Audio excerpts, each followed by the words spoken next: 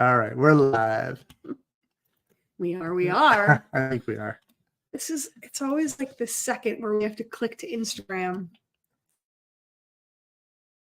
Very weird. And mine doesn't odd. listen. Okay, now it's listening. Okay. Okay. Now I have it. Now we're listening. Are you stressed about social media? Yes. What are you stressed about social media for?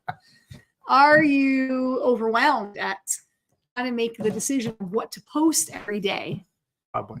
Creating your content calendar if you're one of those people that gets ahead of game, plans out for a month or 3 months or 6 months or the year that you're going to post. Do you find that daunting? If so, this video is for you. Maybe. What do you mean? I think most people would agree this is for them. I post a lot. Even if you don't post that often, this is a great video to kind of watch. Well, let's step back for a second. Is social media useful? I see so many people saying, like, I've grew my business to 7 figures and I never once used social. Or what do you think about that? I would never. I don't see social not being beneficial. It's a free tool. Yeah, I mean, you can use paid, but when you use it right, I think it's beneficial. What do you think? Yeah, 100%. Yes. I got a tip that social should be like a great magazine that you read. And I loved that tip. And I always remembered that we never want to be posting the same thing. When you look at a magazine, like the ones that I like to read, say a health magazine or a design magazine or a cooking magazine, I like all of that.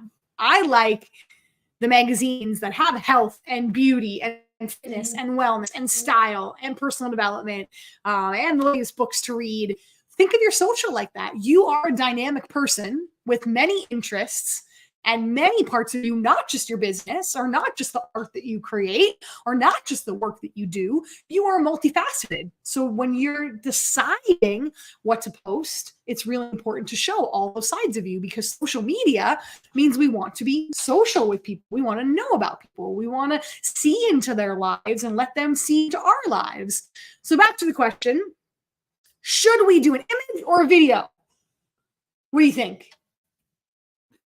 I think video is much more powerful than images in most circumstances.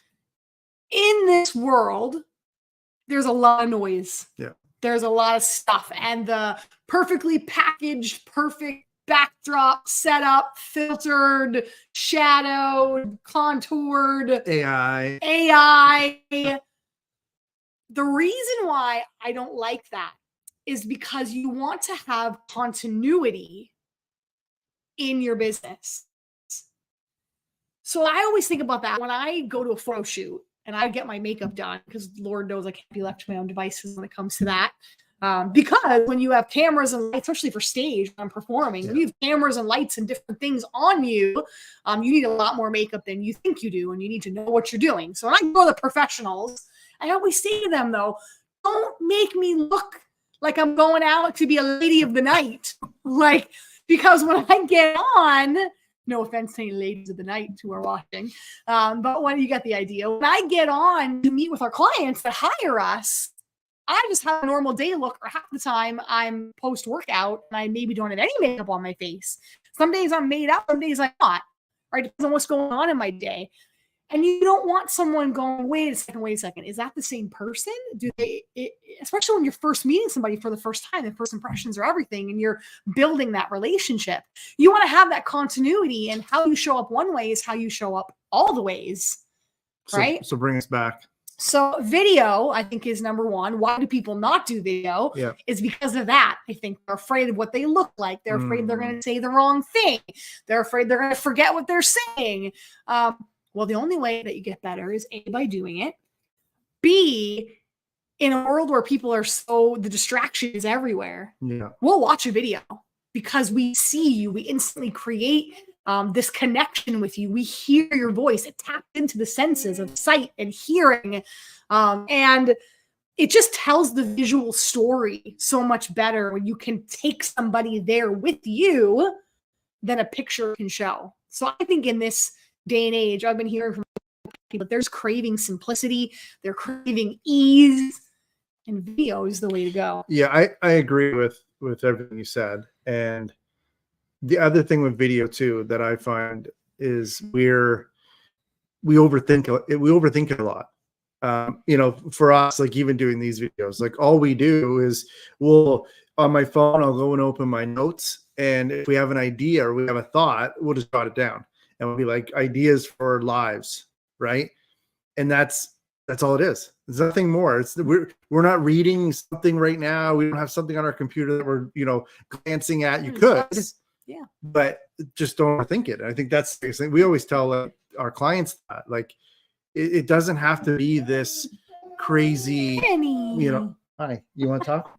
This crazy, like, oh my God, this has got to be the best idea I've ever had in my life to talk about. No, it just comes down to having an idea that you want to talk to people about, much the same as you would if, you know, you bumped into a colleague and you're like, oh, hey, I had this idea that I know a lot of people are interested in.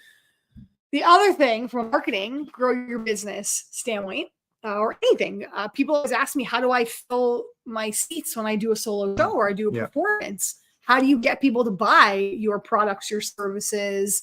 I take people along the journey through video and images. I'm not saying don't ever do images. I think you need a great mix of both. You don't want to be too image heavy. You don't want to be maybe too video heavy. You want to have both.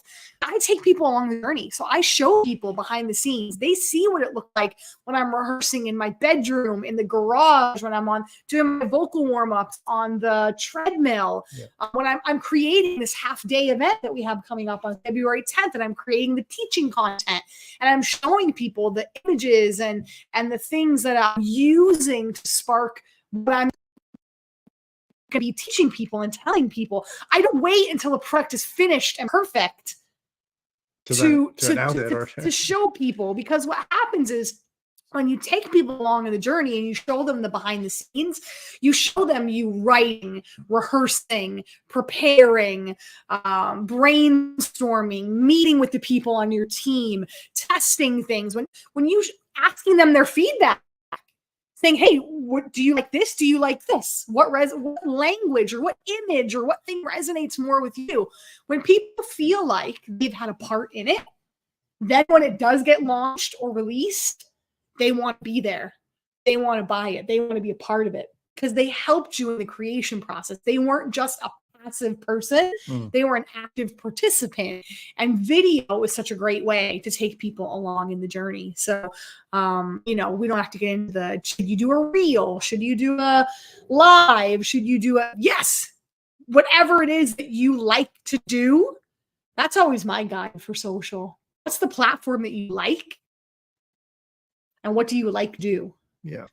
And do more of that. I think this piggybacks on what we were talking about yesterday too, about blogs.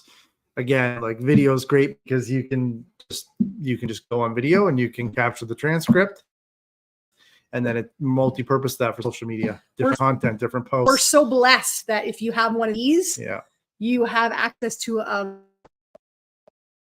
camera and a production quality that you can put out. I mean, think about before when you used to have to set up a camera and then record it and then about, download it and upload it. Think about like those, you know, like National Lampoons, all those like old, you know, film reels, and then the VCR, like our parents with the VCR cameras, right? Lugging those things. And let's hope you don't mess up the tape and like, you know, the tape doesn't come off the thing, and there was no editing. There was no nothing. No. You know, now we have the luxury of having that. So do more video. Let people see you. Let people see you in the messiness.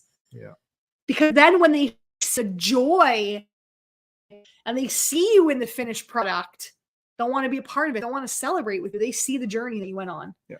So you do need images, but video, hopefully this inspired you to do more video. And then maybe next time we'll talk about, once you do a video, what are all the strategic ways in which you can use it, not just social. That's a good one. Yep. There's so many ways in email. There's so many other ways that you can use that video to multi-purpose it. Maybe we'll talk about that next. Yep. All right. Happy Friday. Let us know if you have any questions or burning thoughts that we could help answer for you. Yeah. Are you using video? And do more of it. That's it. Happy Friday. See you Monday. Bye.